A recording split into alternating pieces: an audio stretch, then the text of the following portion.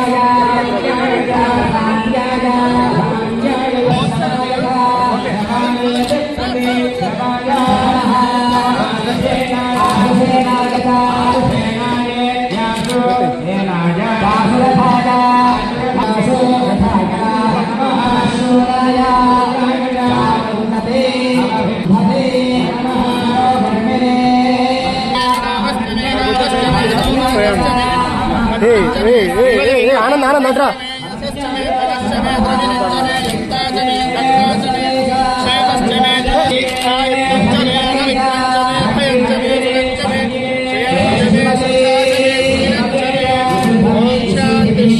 शांति